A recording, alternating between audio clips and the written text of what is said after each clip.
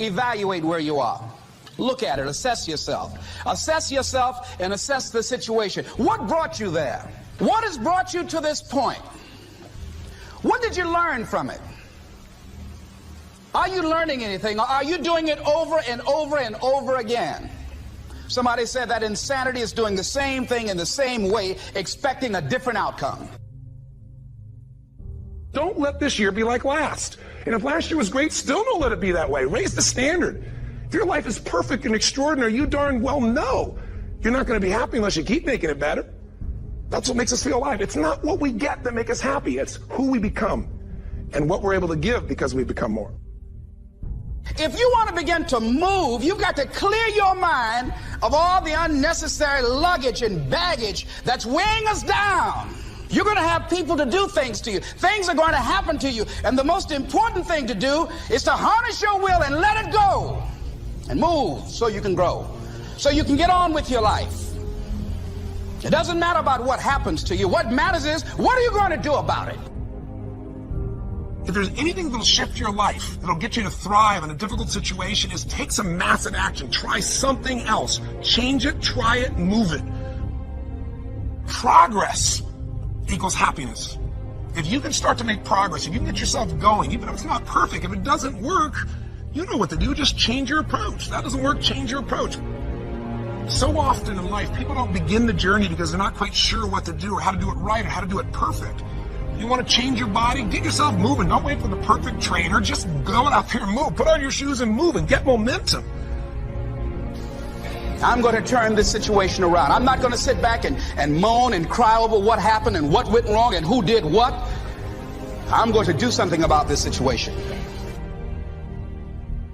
The other thing is, take full responsibility for your life. Accept where you are and the responsibility that you're going to take yourself where you want to go. Someone said we have two primary choices in life. We can either accept conditions as they exist, or we can take the responsibility to change them. See, a lot of people want to exempt themselves from taking responsibility. All they want to do is talk about the problem. Every time you see them, they'll tell you their story over and over and over and over again. No. You want to take responsibility for your life.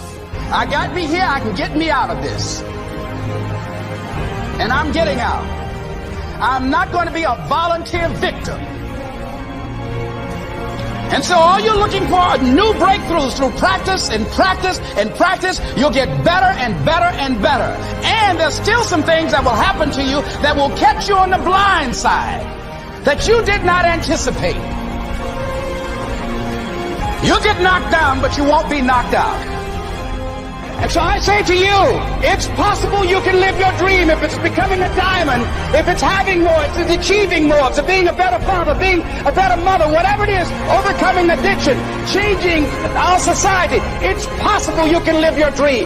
It's necessary that you have a plan of action, that you're resilient, that you stick to, and you work with the system, that you work with people, that you give support, and that you be there for them, that you have the vision and never give it up, that you become creative and relentless and keep on coming back again and again and again, and that it's you that you got to take personal responsibility to make it happen, and that it's hard. Easy is not an option. And when life knocks you down, jump back up and say, it's not over until I win.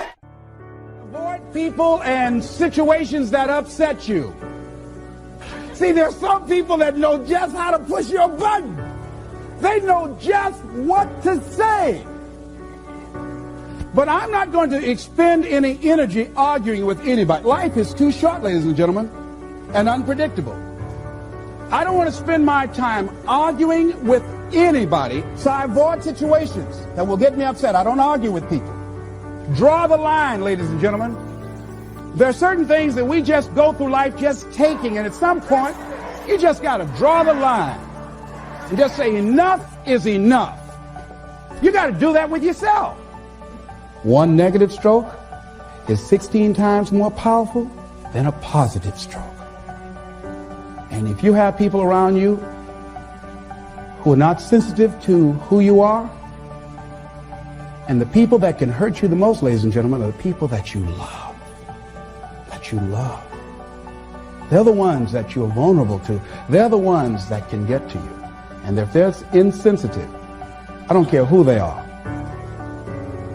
See, if you don't draw the line with people, if you just let them run rampant in your life, and you let things happen to you that you don't feel good about, if you continue to allow it to happen, you won't feel good about yourself.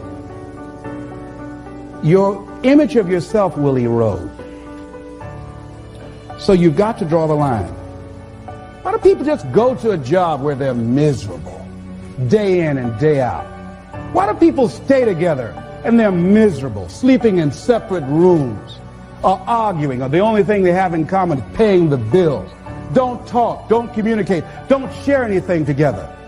Day in and day out, as short and unpredictable that life is, being mean to each other. Why do people do that? Known hells are preferable to strange heavens because it's familiar. See, life is rough, ladies and gentlemen. It's rough and it's scary. It's scary growing. It's scary taking a chance. It's scary acting on your intuition, on your guts. It's scary. It's frightening. There are people that's tolerating things right now, and they're immobilized by fear. They can see the hammer coming, and they're afraid to even move because it's scary. To go against the dominant thinking of your family, friends, and those people you associate with every day is perhaps the most difficult act of courage you will ever perform. See, when you start growing, when you start changing the way you walk, the way you talk, the way you act, the way you respond to things, the way you use your time, when you start saying, no, I can't do that. Why? You're too busy. You don't have the time. No, I have my own agenda. So if people can put you on a guilt trip, they will. And use you and abuse you over and over and over again. You got to draw the line. You have to draw the line on them. Don't go through life feeling like you're powerless. Victims are people that are powerless. You're not powerless. You are powerful. You direct the power in your life. Whatever your life is right now, it is a duplication of your consciousness. It's a result of how you have decided to use your power. That's all it is. That's not who you are. That's just a perverted use of your power that you aren't satisfied with. And you've got the power to change that. Wherever you are, how? I don't know. But I know you've got the power to do that. But you don't know what has happened to me. It really doesn't matter what has happened to you. See, the only thing that really matters is what are you going to do about it? That's all that matters. That's all that matters. You can allow it to destroy you, or you can allow it to build you up.